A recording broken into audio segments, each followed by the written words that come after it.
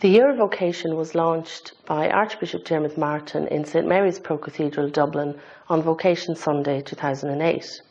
Note that the word vocation is in the singular, and that's because the aim of the Year of Vocation, or the idea of the Year of Vocation, is that it's a celebration of the common vocation that we all share through baptism as expressed through witness, love and service. Through each of these themes and over the past number of months, we have celebrated the specific vocations of married life, religious life, the single life and priesthood.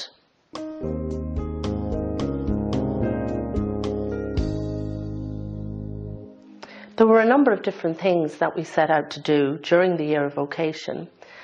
The first was to ensure that Vocation Sunday would not just come and go unnoticed, that it would be seen as the opportunity that it is, and an opportunity not to be missed to speak out to people about vocations. Another was to create a culture of vocations awareness and promotion. A third was to encourage dioceses and parishes to look at how vocation is promoted locally. Another was to get the issue of vocations back on the agenda, both nationally and locally. And another was to encourage prayer for vocations at local and national level. In the planning of the events and initiatives for the Year of Vocation, we realised that we would have to focus on vocation in the widest possible sense. So a different theme was chosen for each month. And then the Year of Vocation office prepared resources and materials which were circulated at national and local level to allow parishes, religious orders, individual groups to celebrate the particular monthly theme. While it was a celebration of a Year of Vocation for all, a very important part of the year was the celebration of priesthood and religious life.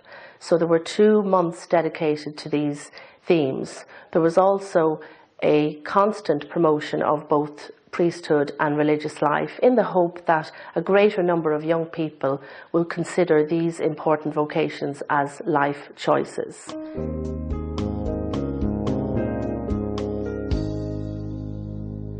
There were many different highlights from the past year.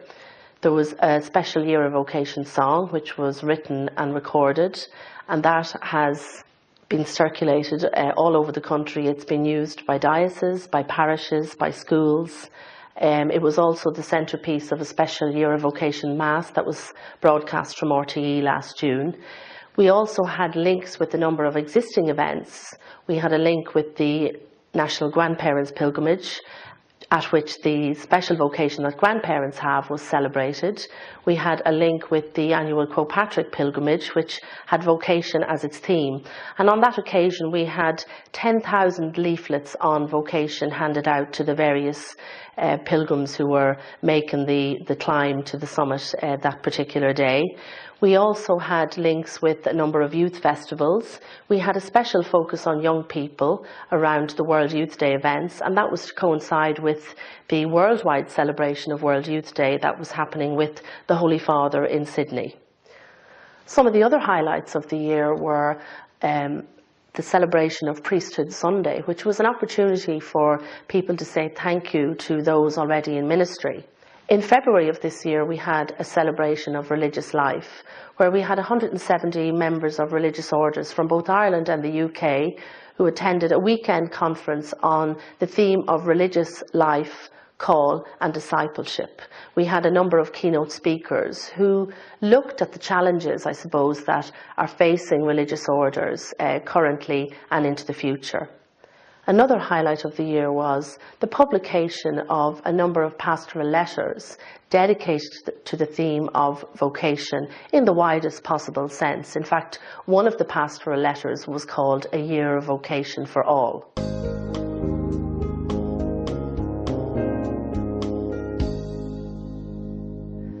While the Year of Vocation has its natural conclusion on Vocation Sunday this year, many of the initiatives that began as part of the Year of Vocation will continue.